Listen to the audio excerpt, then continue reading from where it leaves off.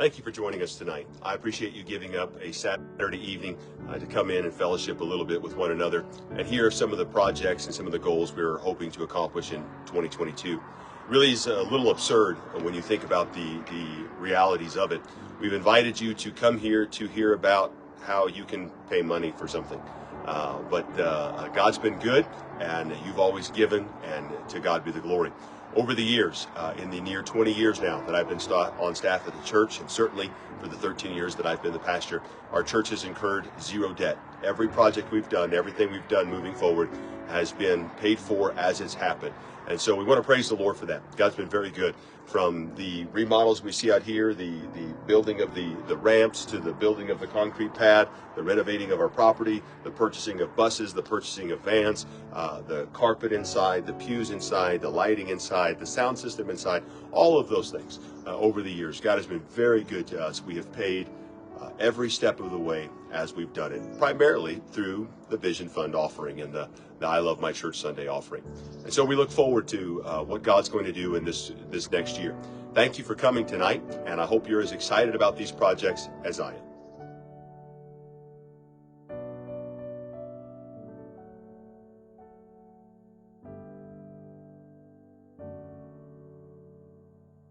This project, we're standing on the northeast side of the church, is to finalize what has already been done. This concrete pad was poured this last year in 2021. In 2020, we poured the concrete pad down there, as well as Brother Randy established the walkway, the stairway down. The year before, we did the fence all the way around, the privacy fence. The idea is that we want to make some improvements here that'll make this one of the fellowship areas of the church. And so the plan is to have a couple of very nice picnic tables out here, also chairs, a fire pit, as well as a grill that really would be accessible to the church, the members of the church, people of the church, virtually 24/7, and outside of church times, obviously. But on a Sunday night, people could come out here, sit around the fire pit, grill marshmallows, hot dogs, fire up the grill. Sunday afternoons, we have an afternoon service. If people want to come out here and fellowship, they can do that. Just anytime, anything that would encourage church fellowship, we want to do that.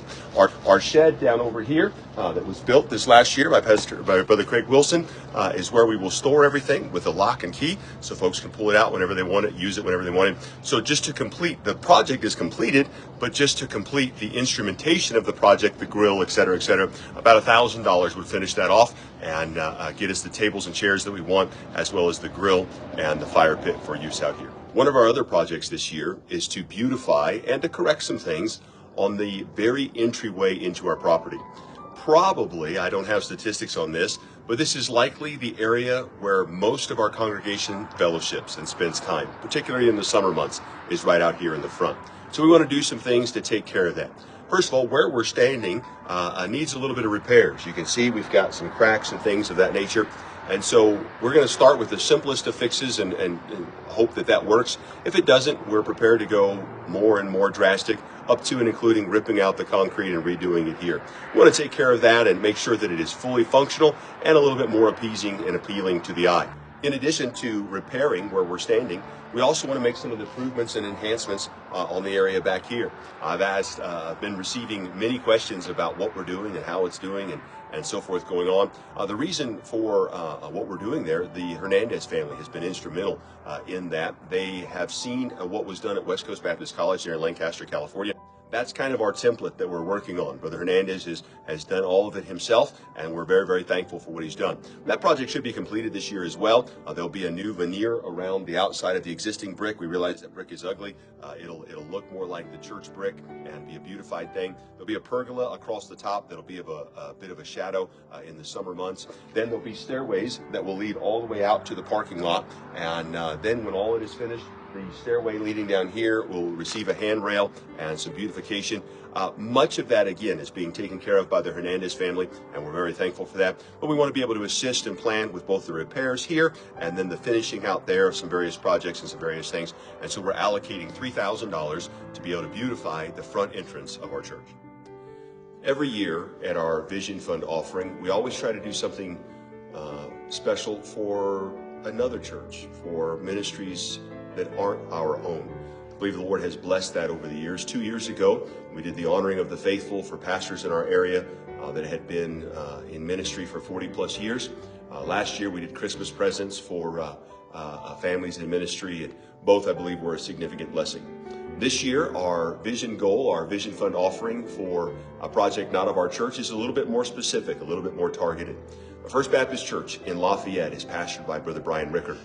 The church is actually it's a little over 100 years old and have been around for a long time. But it's really a replant, a restart.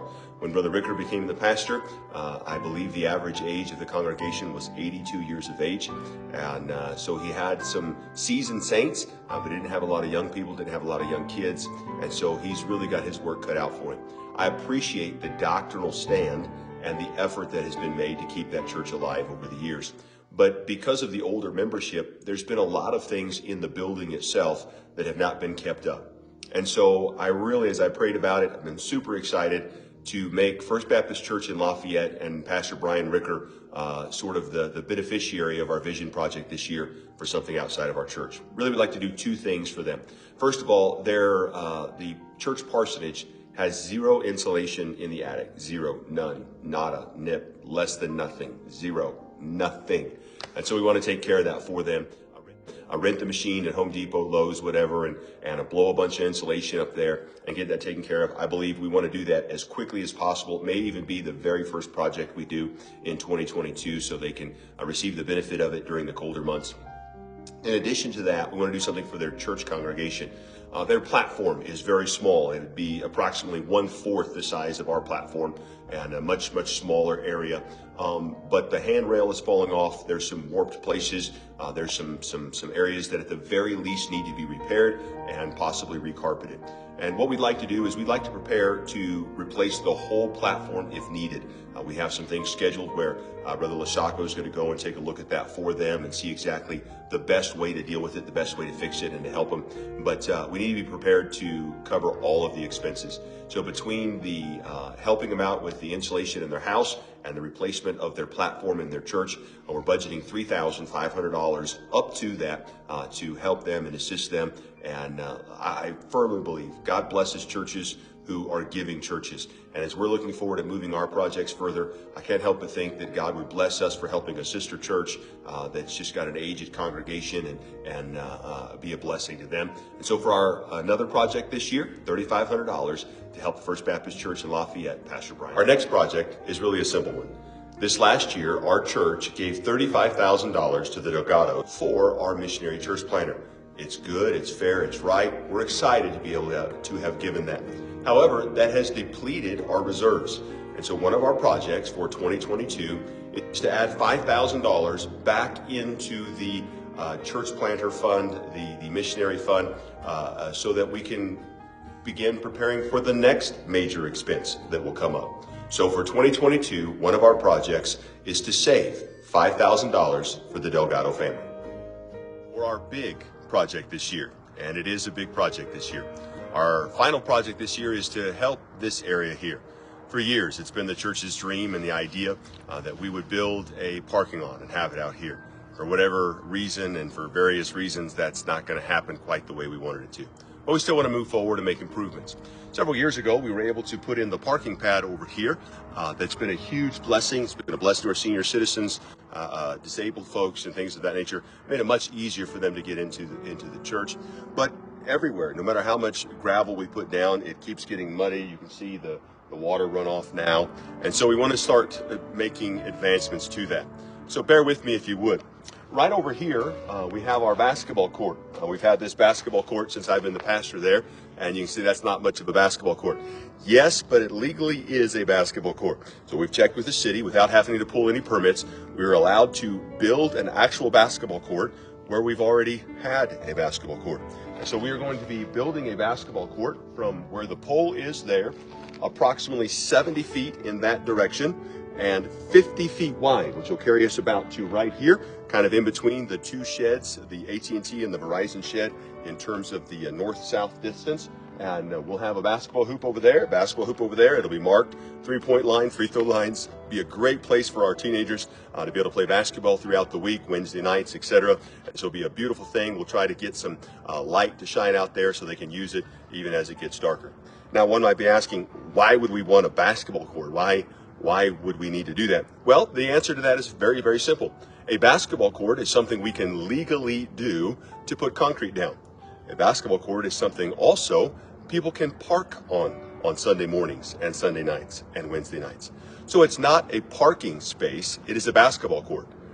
But you can park on a basketball court. The idea would be, over here we have our parking pad, over here we'll have our basketball court, where there'll be two different places where it'll be concreted and bettered for mud, etc., etc. Eventually, the long-term plan is to then connect the basketball court with the parking pad with permeable pavers. If you don't know what that means, that is pavement, pavers that water can go through, that is porous. Because of that, you don't have to pull a permit for those either.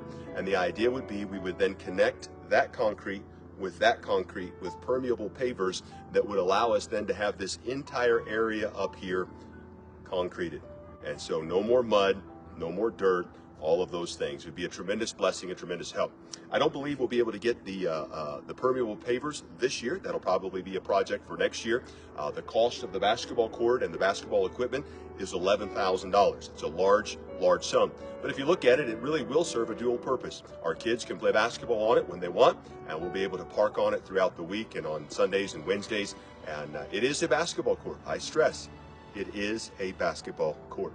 But it'll be a functioning basketball court that will serve a dual purpose. Again, the cost for the initial stage of this project, $11,000. So there you have it, the projects for 2022. It certainly is ambitious, and we believe that the Lord is completely capable of meeting all of these expectations, desires, and wants, and then some. It's an odd place, perhaps, to conclude this video. We're in the upstairs youth room. This is where our teenagers have Sunday school on Sunday mornings. Behind, you can see the pictures of various events and things. The reason why we're up here is simply this. Most of the projects we're talking about doing things that will benefit us. Certainly if we build the basketball court, i.e. parking place, that will benefit us today. The fellowship area, that'll benefit us today. Helping First Baptist in Lafayette, that'll help that church today. And so we praise the Lord for that. But the reality of it is, if we do these things well, they will benefit the next generation. There's a very real chance the next pastor of our church might be sitting in this room this coming Sunday. That in 20 years and 30 years, these projects will still be standing and still be benefiting a generation that is yet to come. And so I hope you're excited about it. I hope you'll give and you'll contemplate what all the Lord would have you to do for these projects. As always, on I Love My Church Sunday, there'll be three primary ways you can give. Certainly, cash on hand. That will allow us through check or giving online, tithely, giving that Sunday. That'll allow us to begin those projects immediately. Second, you can give a weekly allotment, just like Faith promised. You can say, I'm going to give $10 a week, I'm going to give $50 a week, I'm going to give $100 a month, however you choose to give it, over the next year towards those projects. By the time we get some of the projects done with the money that's given the first Sunday, then that money will be built up and we'll be able to do it, continue on the work and the other projects. The third way that we can give is through a lump sum payment. Sometimes people know they're going to get an insurance settlement. Sometimes they know they're going to get a tax return. They just don't have that yet. And so you can say, I will give $1,000 by April the 1st. I will give $400 by August the 8th, whatever it is. And then that way we know we can count on that money moving forward. The three various ways that you can give. Thank you for coming today. Thank you for considering it important. Thank you for looking towards the future. We always want to be a church that has a vision for what is to come, and we thank you for being a part of that vision.